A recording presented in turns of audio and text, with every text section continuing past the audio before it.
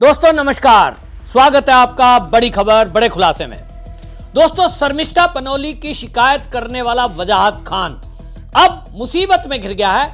वहां कोलकाता में जिस तरह से उसको पुलिस ने गिरफ्तार किया, शुरू में यह बताया जा रहा था कि यह सब जो है उसको बचाने का कयास है, क्योंकि जब असम की पुलिस उसको गिरफ्तार करने के लिए पहुंची थी तो असम की पुलिस पर वहां भीड़ ने इकट्ठा होकर हमला कर दिया था, जो ये बता रहा था कि कहीं ना कहीं ये वजाहत खान के पीछे कोई और ताकतें हैं जो इसे बचाने में लगी हैं। अब इस मामले में नया मोड़ तब आ गया जब पहली बात तो कलकत्ता हाई कोर्ट ने इसको राहत देने से मना कर दिया, जमानत देने से मना कर दिया और 14 दिन की न्यायिक हिरासत में भेज दिया।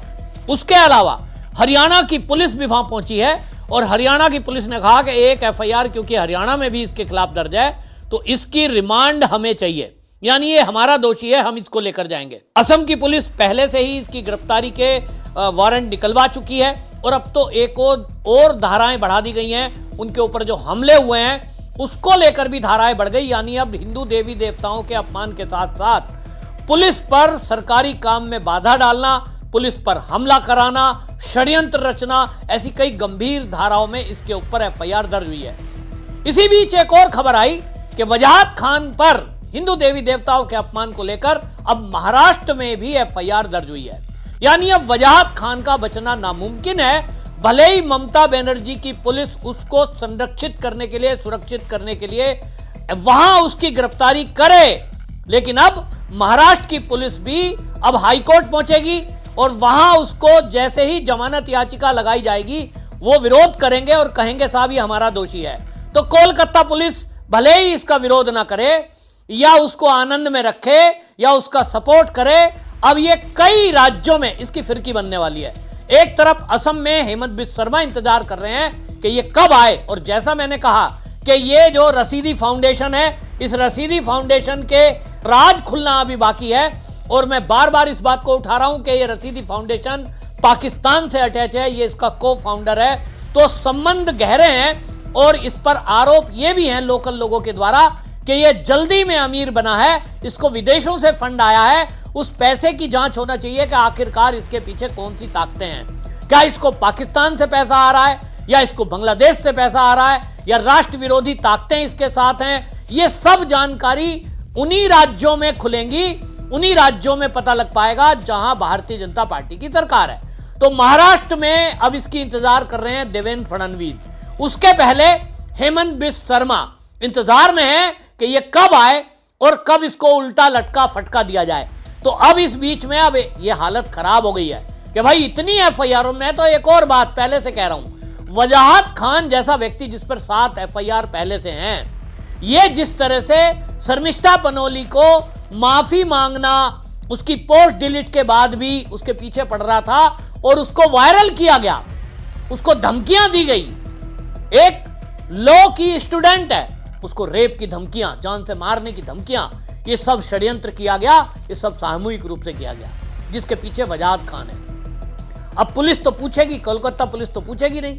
कोलकाता पुलिस तो कहती है, वो तो ममता बनर्जी बिल्कुल साफ बोलती हैं कि मैं जो है वोट बैंक की पॉलिटिक्स कहिए या कुछ कहिए, दूध देने वाली गाय की लात भी सहूंगी। मतलब बिल्कुल साफ है। ममता बनर्जी ने साफ कर दिया, वो अपना जो कोर वोटर है मुस्लिम वोट, उसके चक्कर में वो किसी के खिलाफ कोई कार्रवाई करने से रही।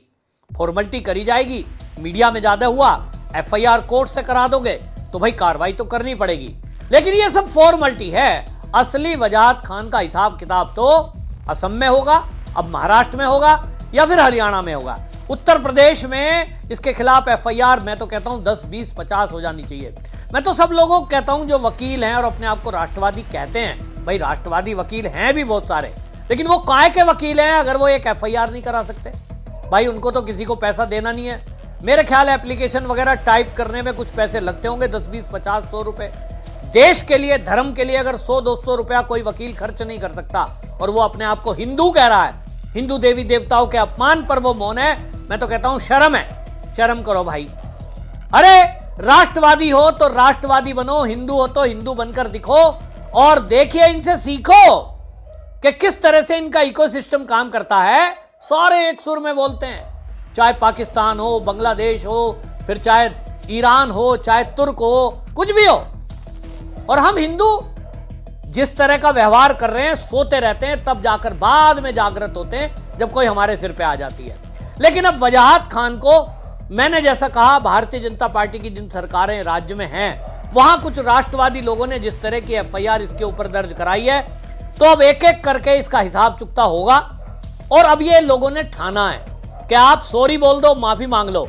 एक लड़की के बारे में जब उसने सॉरी बोल दिया, पोस्ट डिलीट कर दी, उस शर्मिष्ठा को माफ करने को तैयार नहीं था ये सब लोग। ये पोस्ट लिख रहे थे सोशल मीडिया पे, माफी मांगने से क्या होगा, पोस्ट डिलीट कर दी तो क्या हुआ।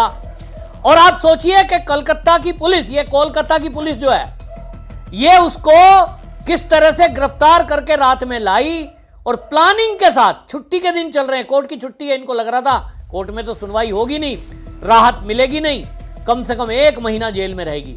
वो तो हाई कोर्ट के जज का भला हो, और उन्होंने भी 1 दिन तो जमानत नहीं दी, अगले दिन दी गई। तो अब लग रहा है कि इस मामले में जिस तरह के अब शर्मिष्ठा के साथ हुआ एक लड़की के होते हुए, इनके साथ भी अब होना चाहिए।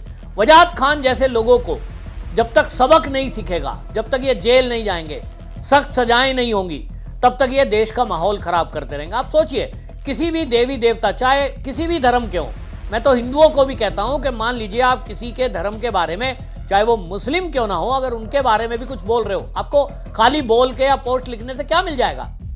आपको नहीं करना चाहिए भाई। काम करो तो कुछ ऐसा करो ना सॉलिड, जिससे आप कुछ देश का भला कर रहे हो, समाज का भला कर रहे हो। वो सब करना नहीं है।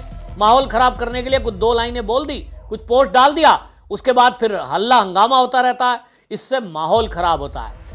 अब असली काम अगर करना है इस मामले में, आप देखिए, वो यही है कि कानूनी प्रक्रिया का पालन करते हुए ऐसे लोगों को सबक सिखाया जाए। और अब इन लोगों के खिलाफ 200-500 जब एफआईआर होंगी, तो ये कभी उत्तर प्रदेश की जेल में, कभी मध्य प्रदेश की जेल में, कभी राजस्थान की जेल में। ऐसा होना चाहिए इनका टूर, इनकी जिंदगी जेलों में गुजरे, ताकि इनको पता लगे कि जो मानसिकता लेकर ये चल रहे हैं, उस मानसिकता का परिणाम क्या होता है। ऐसे लोगों को जब तक ये सबक नहीं मिलेगा, जब तक ये इस तरह की हरकतें करते रहेंगे। आप सोचिए, मां कामाख्या देवी के बारे में, जिनसे इन्हें डरना चाहिए। अब ये मां कामाख्या देवी का श्राप ही तो है कि हाई कोर्ट ने भी इनको जमानत देने से मना कर दिया है। इनको पता लगेगा, असम में जब ये पहुंचेंगे ना, इनको पता लगेगा वहां मां है वो। किसी के भी मां के बारे में आप कुछ बोलेंगे, कोई कैसे सहन कर लेगा।